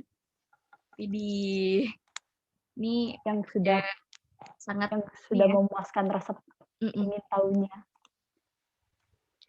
Oke, terima kasih atas reaksinya teman-teman. Makasih reaksinya teman-teman. Jujur banget nih Ren, aku suka sama kedua sharingan ini. Fix bakal jadi bekal ilmu lah di kedepannya. Terus dari sesi-sesi sharing yang tadi tuh aku baru nyadar, aku sama ini tuh pas ngomongin satu topik tuh pasti kemana-mana. Terus akhirnya ya poin yang aku mau sampaikan tuh ya kayak nyampe ke orang lain. Sharingan tadi tuh ngebantu banget sih buat aku fokus dalam membawakan satu topik. Apalagi dalam presentasi-presentasi yang nantinya bakal dihadapin di RC. Dari yang tadi sih, yang bakal jadi panutan buat aku, itu kalau misalnya dalam keresahan, kita bisa ubah menjadi topik yang akan kita tentukan nantinya. Maka dari itu, kita harus pantang menyerah saat menghadapi kesusahan. Never give up. Jangan work hard doang, tapi juga work smart. Kalau misalnya menurut kamu, Ren, apa yang kamu pelajari dari sharing hari ini? Oke, kalau dari aku ya, dua-duanya itu sangat informatif, Jess. Dari sesi sharing ini, aku tuh bisa belajar gimana sih cara menerapkan tools-tools, serta topik apa aja yang bakal aku gunain untuk tugas akhir nanti. Dan ternyata topik-topik itu sebenarnya bisa dari hal-hal tentang keseharian kita. Terus ada satu lagi, aku juga baru tahu ternyata seminar itu kita nggak merancang loh, melainkan kita mencari data. Nih, walaupun aku masih semester 4 ya, tapi ini sangat berguna banget sih buat aku. Buktinya banyak hal-hal yang aku baru tahu dari kedua sharing tadi. Tapi Jess, ada satu kalimat di benak aku, dan ini bermakna banget yang bisa aku ambil dari sharing tadi ya. Gini kalimatnya. Jangan pernah malas untuk berpikir dan berjuang, karena hasil yang nanti kamu dapatkan itu untuk dirimu sendiri, bukan untuk siapa-siapa. Uhuy. Aduh, jadi malu. Jadi quotes of the day nih buat kalian semua. Aduh. Oke, back to topic. Back to topic. dari tadi kan kita udah ngomongin tugas akhir nih sama seminar-seminar. Tapi tahu nggak sih, Ren? Apa? Aku nggak tahu. Kenapa? Dalam ngerjain tugas akhir tuh persiapannya aja udah dari semester 7 loh. Serius dari semester 7? Dari semester 7 tuh udah ada matkul khusus buat seminar doang. Jadi para mahasiswa harus memilih topik yang menarik gitu dari aspek-aspek seperti sejarah dan teori arsitektur, teknologi bangunan, urban. Ada juga yang bisa ambil perumahan dan pemukiman. Nah, hasil dari seminar ini yang nantinya bakal jadi dasar dari tugas akhir mahasiswa nanti. Jadi tuh desain dan riset apa segala macamnya nggak mulai dari nol. Oh iya, aku baru tahu loh itu harus mulai dari semester 7. Terus ada apa lagi, Jas? Mau lagi dong, mau lagi. Nah, penasaran kan? Mau tahu lebih tentang riset dan lebih lanjut? Makanya, nantikan acara SR berikut-berikutnya ya, teman-teman. Siap deh. Oke, teman-teman, udah 2 sesi nih kita lewati bersama pada malam hari ini. Nggak kerasa ya, cepet banget waktu berjalan. Acaranya udah mau selesai nih. Terima kasih untuk kakak-kakak yang sudah berbagi pengalaman-pengalamannya dengan kita semua. Dan juga terima kasih kepada teman-teman yang sudah menyempatkan hadir pada acara SR hari ini. Semoga sharing kali ini dapat menginspirasi teman-teman semua. Tunggu dulu. Sebelum kita sudahi SR pada malam hari ini, diharapkan kepada teman-teman untuk mengisi form evaluasi yang akan dikirimkan oleh teman-teman panitia ya melalui chat Zoom. Jika sudah mengisi form, sekarang bagi teman-teman semua yang masih mematikan kamera Zoom-nya, boleh ayo dinyalain dulu kameranya. Karena kita bakal ada sesi foto bareng nih guys. Ayo boleh dinyalain dulu kameranya. Rapin rambut. Nanti ini fotonya masuk Instagram Himars loh. Iya, kapan lagi nggak sih masuk pantengin. Instagram terhits di UMN jurusan arsitektur. Ayo dinyalain kameranya. Oke. Boleh minta bantuannya kepada Kak Daniel atau Kak Manu selaku panitia untuk memandu sesi foto kita. Baik, di-pause dulu mukanya. Oke. Ayo guys, dinyalain kameranya. Oke ya, foto ya, slide 1 dulu ya. 1, 2. Sekali lagi. 1, 2. Oke, sekarang lanjut slide 2. Slide 2 ya. 1, 2. Sekali lagi. 1, 2. Oke, sip. Oke, sip. Terima kasih, panitia. Terima kasih, Daniel. Oke. Lanjut. Nah, berakhir sudah acara sharing session kali ini. Tapi jangan lupa ya, teman-teman, untuk cek dan follow Instagram Himars @himars_umn. Karena pastinya akan ada info-info menarik terkait acara SR berikutnya. Pantengin terus ya, guys. Bentar, Jess. Bentar. Jangan add dulu. Bentar ya, teman-teman. Ada apa? Aku ada teka teknik nih. Enggak salah dengar. Teka teknik kan tadi bilangnya. Iya. Teka-teki kali. Enggak, bukan. Teka teknik. Nih, dengerin ya. Kamu tahu nggak perbedaan tugas sama SR? Enggak tahu. Apa? Tugas ketemu tiap hari. Tapi kalau SR ketemu lagi lain hari. Yeay! Receh. Oke. Aduh. Oke. Ya, teman-teman, sekarang waktunya kita berpisah. Tapi jangan bersedih hati. Kita bisa bertemu di lain hari. Kita mohon maaf jika kita ada kesalahan kata maupun kalimat ya, teman-teman. Oke, kalau begitu saya Erin Juslim. Dan saya Jessie Jen. Pamit undur diri. Sampai jumpa di SR berikutnya, teman-teman. Jangan lupa ya untuk isi form evaluasinya. Udah ada di chat Zoom. Bye-bye. Penting. Isi. Ayo. Dadah.